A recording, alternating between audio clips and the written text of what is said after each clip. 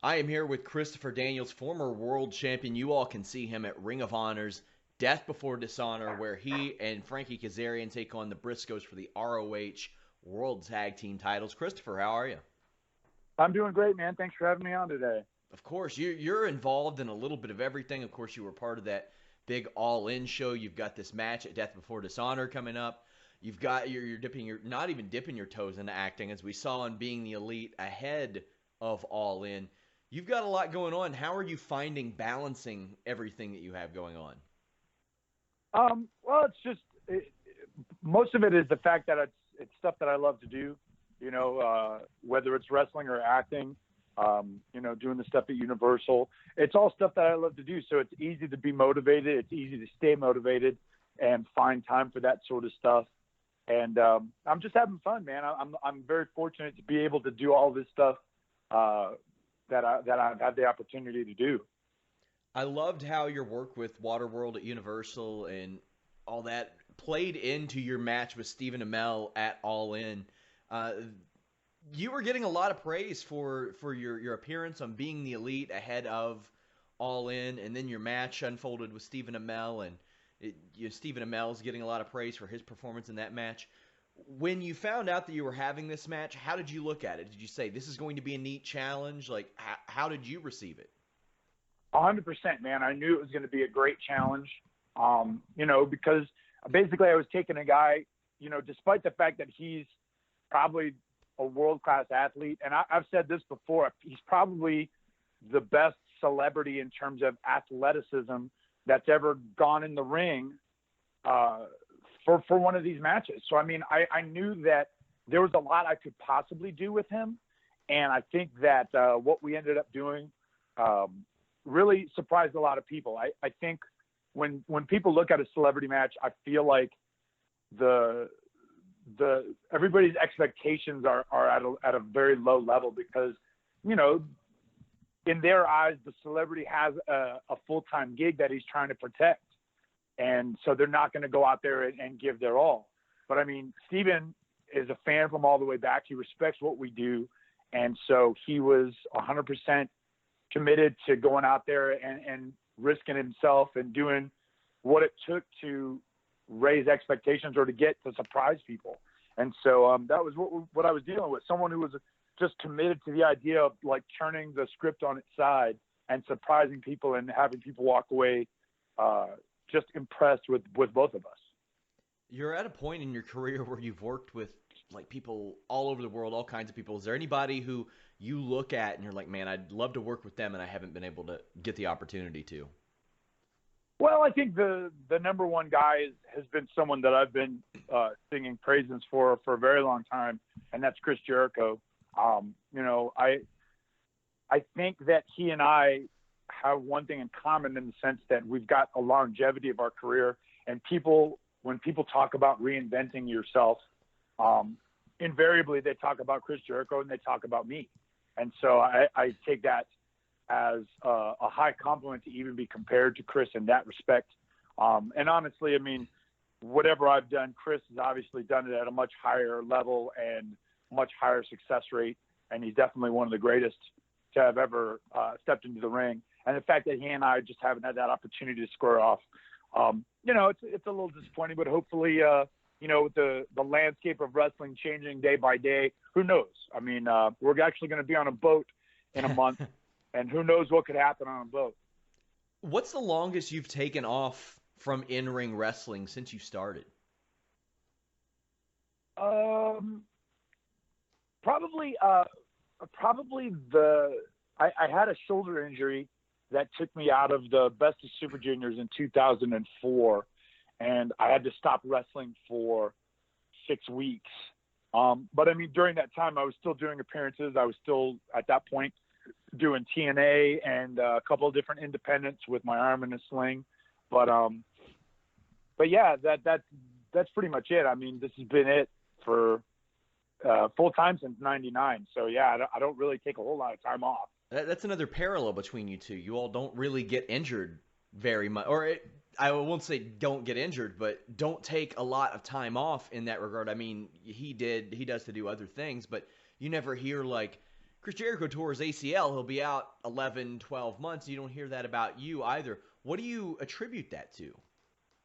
I've just been very fortunate, man. I've been very lucky not to have injury. The few times that I do get banged up, it's stuff that I can work through, or it happens at times when I've got the opportunity to sort of work around it. But yeah, I've been very fortunate. Like that shoulder injury that I had, that was probably the last big injury that made me take one match off. You know what I mean? I've been very lucky, and I think part of that is just I got in the habit of working smart, in the sense that I never did anything that I didn't think I could do every time I tried it. And that's something that I tell guys all the time, young guys coming up. I'm all for, trying for innovation and taking risks in a ring, but mine have always been calculated. And the things that I do, I can do whether it's 3 minutes into the match or 30 minutes into the match, whether I'm exhausted or not. I never tried anything physical that I didn't think that I could do 100% every time. We just passed the 13-year anniversary of what I consider one of the great matches of all time. You, AJ, Samoa Joe, a triple threat. I remember watching that, and as the night went on, it became clear that was going to be the main event.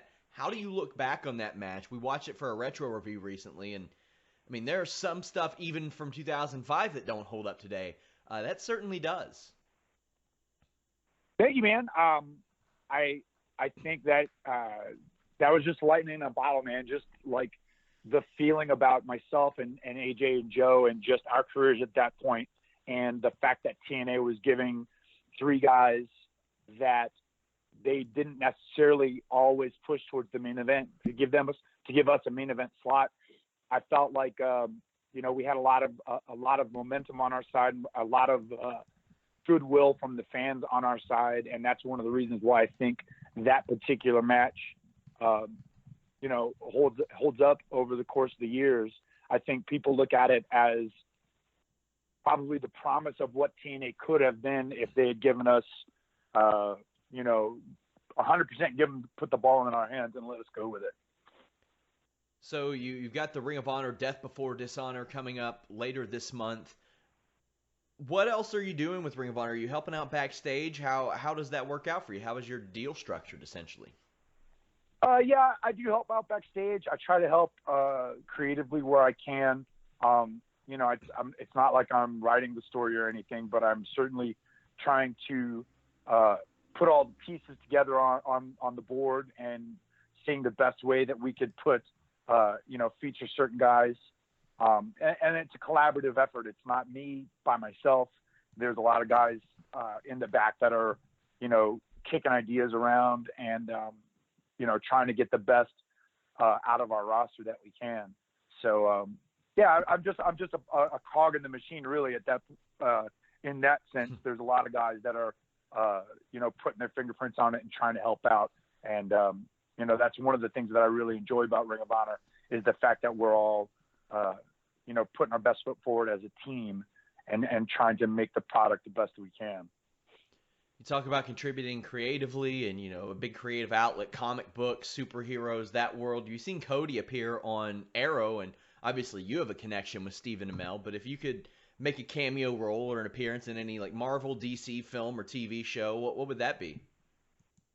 I'm open for anything, man. I'm a Marvel guy at heart, but if I had the opportunity to work with Steven on Arrow or any of the DC television shows, that would certainly be a challenge that I would like to undertake. But yeah, man, I'm open for anything, man. I'm looking forward to the new Agents of S.H.I.E.L.D.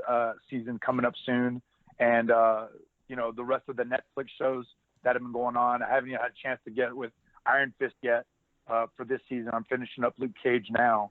But every as a comic book fan, it's cool to see these characters in a different medium and the actors' portrayals of some of my favorite characters. It's pretty cool, man. So I mean, any chance that I could get to do something like that would be great. And it doesn't matter which character I have. This Ring of Honor roster, it's always evolving, it's always changing. Is there anybody that has stood out to you and been like, man, that guy could be a game changer, who maybe hasn't risen to that level yet? Well, I think there's a couple guys that sort of fit that bill. First of all, you got to look at Scorpio Sky in the past couple of months. Joining with me and Frankie, he's had the opportunity to show the world that he was a pretty well-kept secret from Southern California, and now as a part of SCU, I think people are starting to see just how good he really is. Adam Page certainly is someone that has improved in the time that I've been at Ring of Honor, and is certainly moving up towards the top of the card, and there's probably going to be great things for him. And then with Jeff Cobb coming into Ring of Honor these past couple of weeks, it's very interesting to see him and the idea of him versus some of the top guys in Ring of Honor. It'll be something that I'm looking forward to see, man. He's definitely someone that could change the game with ROH. It really made me happy to see Scorpio Sky positioned with you guys too. I remember the first time I saw him was like 12 years ago on YouTube. When YouTube was first starting, I saw a video where he and Human Tornado broke out into dance in the middle of their match, and you would see him pop up here and there, but now he's getting a real opportunity with Ring of Honor, and he's shining, and then you saw him at All In, and the catchphrase was over. The crowd was with him through the entire catchphrase. Let people know where they can catch Ring of Honor, Death Before Dishonor. Well, you can see it on Ring of Honor's website through Honor Club, which is ROHWrestling.com. You can go there and find out ways to join Honor Club, the streaming service that Ring of Honor has. It's also available on pay-per-view, and I'm pretty sure it's going to be on Fight TV as well, the Fight TV app. So I mean, those are the best ways to catch not just Death Before Dishonor, but all of Ring of Honor. So I mean, those are the places, man. Go check it out.